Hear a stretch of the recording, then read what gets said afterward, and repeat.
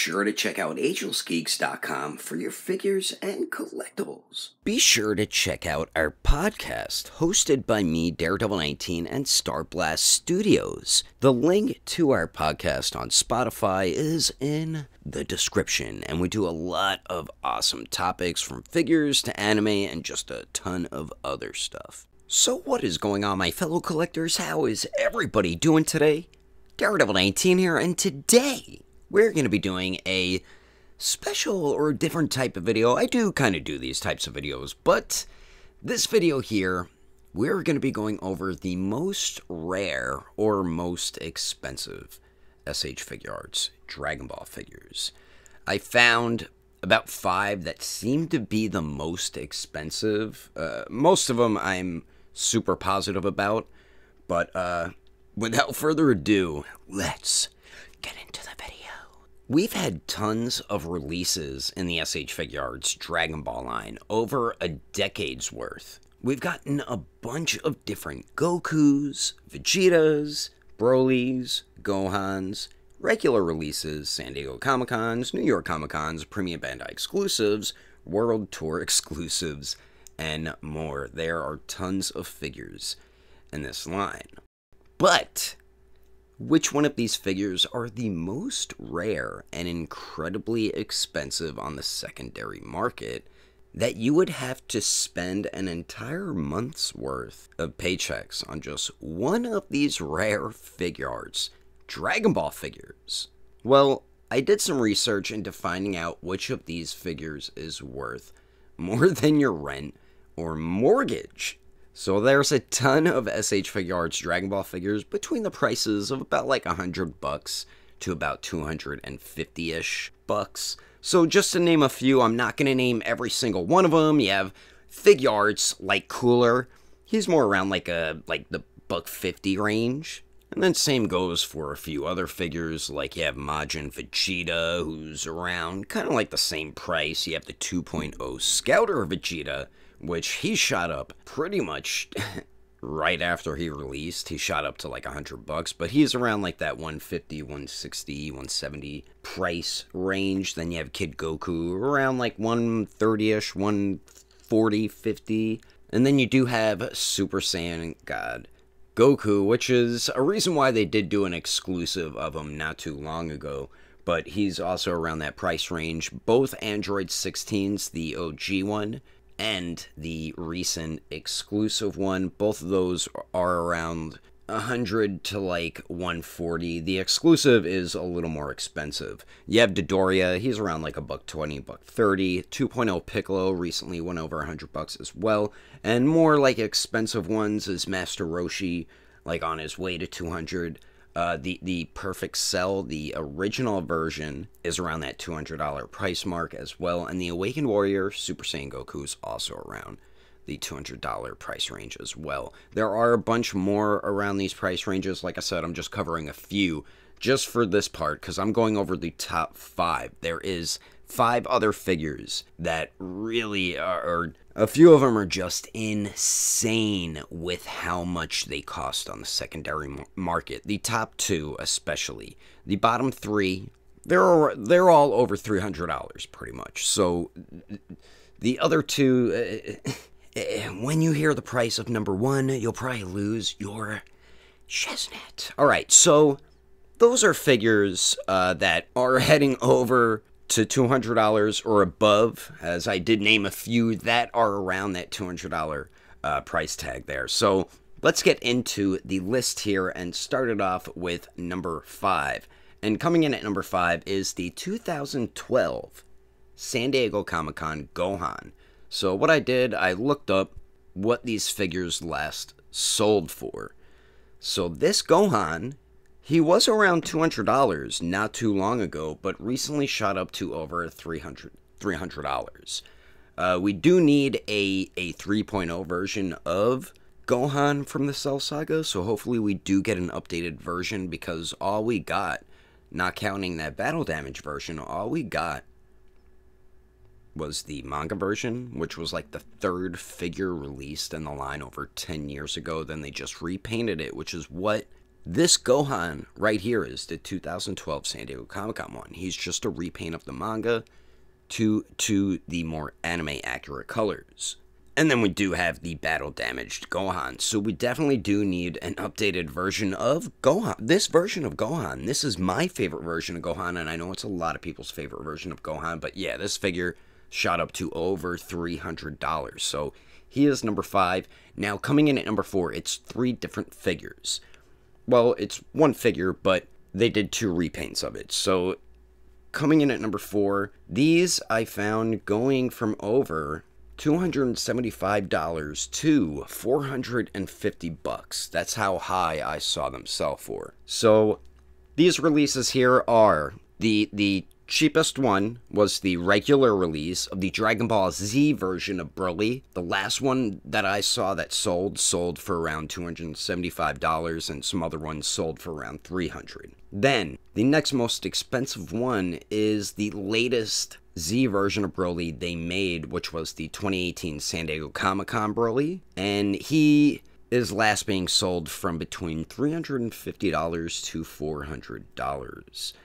Now, the next one here is the 2016 San Diego Comic-Con Broly, and he's selling from $400 to $450. So between the 3, like I said, they're selling from about $300 to $450, all 3 of these Z versions of Broly, and they only made the 3 versions. I owned, as the videos showed of my old reviews of them, I've owned the original and I owned the 2016 San Diego Comic-Con version. So that's number 4. Moving on to number 3. I mean, I guess technically this one could have been below the Brolys, but only one Broly really cost about the same as him, so I put him at 3. So pretty much all of these are exclusive. So this one here is the 2014 San Diego Comic-Con Vegeta, the first appearance, which I also used to have, as you can see in the video here of my old review, and he's selling for $400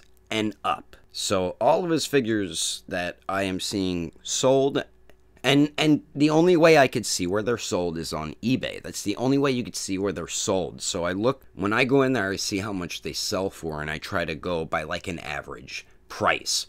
This Vegeta was better than their first version, the regular version, and this one, they fixed that loose hip joint because the legs were so loose on the original Scouter Vegeta. That was the biggest issue with that one, and then they fixed it with this one and tightened up those joints. But yeah, this is a really nice figure. They should do another San Diego Comic-Con of this version of Vegeta, but do it with the 2.0 body, unless they are preparing a 3.0 body. Wait for that and then do it on that version of a Scouter Vegeta. So that's number 3. Now we're moving on to the most ridiculous priced SH Figuarts Dragon Ball figures I have found. And some of you probably know what the top 2 are. I thought number 2 was number 1 because I totally forgot about number 1. So coming in at number 2, I used to own this figure on 2 different occasions and sold them because this is back in like 2011, maybe 2012. So this is the 2011 San Diego Comic-Con Super Saiyan Goku. I seen the latest one sell for around $460, and then the following one sold for $700. Like, my goodness. I do remember a few years back, all I saw him going for was $1,000 to $1,200, and I was like, Jesus. So it's crazy how some just specific San Diego Comic-Con versions, I think the more recent ones in like the past 5 years, it hasn't been enough time for their price to grow. But if you do have San Diego Comic-Con, New York Comic-Con, any exclusive Dragon Ball figures, keep them for a little bit. Let the price continue to grow, because all of these ones are all their first exclusives practically. So the number 2 here is this Goku, and this one was the anime accurate colored version. This was the very first figure released in the line, not this version. The manga colored version was.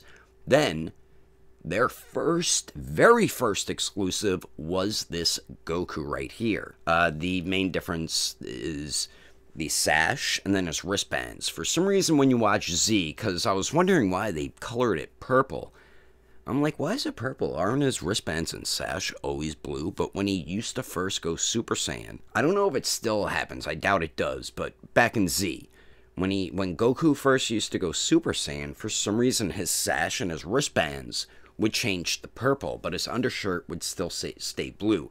So I always found that kind of confusing, but that is what they based this 2011 San Diego Comic-Con Super Saiyan Goku off of. That version of Goku. Like when he's fighting Android 19, you see it perfectly right there. So if you want to see it, go watch when Android 19 and Goku fight, and then Vegeta eventually saves Goku because the heart virus starts attacking his heart then. Alright, so that's number 2.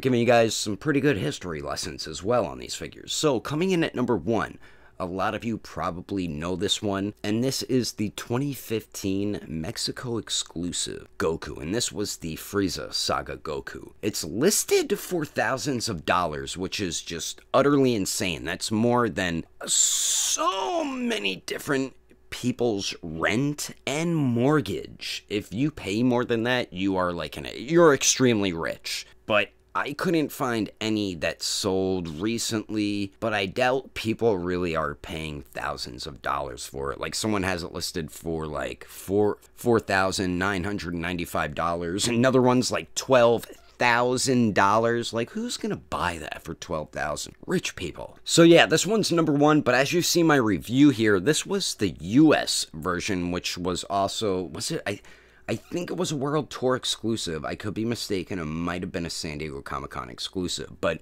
we pretty much got the same version. I believe we got an additional face to make it different. And the kanji, I can't remember if the kanji were different, was different on both figures as well. But the main difference is the box. That is what makes this one so damn expensive, is the damn box. It just has a windowless box, and the box is different. You can see it has that two-tone color with the green and red.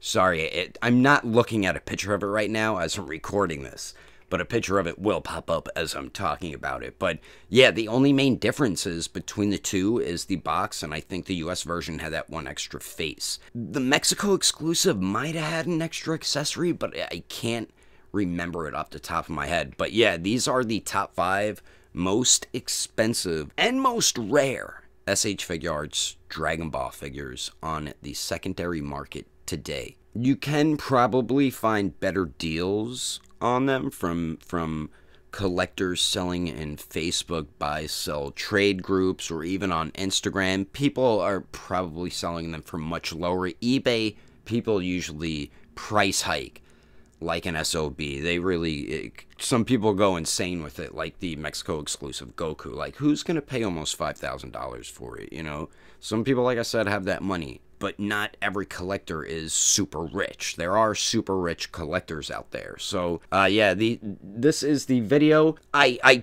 did as much research as I can. I kept trying to find figures that were more expensive. Most figures in the line are like the first figures I was talking about. They're around the $100 to the $250-ish price range. There's a lot of figures at that price, and then there's a lot of figures from like $30 to $99 or $95, you know. So there's, if you're new to the line, don't worry about it. You could buy all these superhero movie figures and have all the main characters right there. And you could buy the reissue or repaint Frieza they recently done, and you'll have a villain as well. So I love how Tamashii Nations is staying on top of that with new collectors, or people maybe who missed out the first time around. But yeah, guys, that is my video. If you do have any of those 5 figures I mentioned, the top 5, keep them in your collection for a bit, because most of them will go up in price if they ever do like I mean, they did do a updated 2.0 Super Saiyan Goku, and the price of the exclusive one, the 2011 one, really never dropped that much drastically or anything like that. So, I mean, if they do like a 3.0 Z version of Broly, maybe those 3 figures will drop drastically in price, because that does happen. When they do a updated version or a repaint or something, the prices of the originals that are insane drastically drop, and they drop quick. So yeah, be cautious of that. Like, if you have the 2011 San Diego Comic-Con Goku, I don't know if they'll ever do that version again. Because, like I said, they did give us an updated version, but from what I remember, I don't think he had the purple sash and wristbands. But, yeah, everybody, hope you guys enjoyed the video. I'm going to try to do more stuff like this. I might do one of, like, Mafex. Maybe I'll do one of the MCU line. You know, if you guys like this video, maybe I'll do one of the Naruto line. That one, there are a lot of expensive figures, the original ones, of course, in that line. Madara did drop a lot because we got his exclusive. But, yeah, let me know in the comments how you liked the video, and we have plenty of podcasts on the way as well. But thanks for watching, and don't forget, I will catch you on the next episode of Daredevil 19, and I will also see you guys later.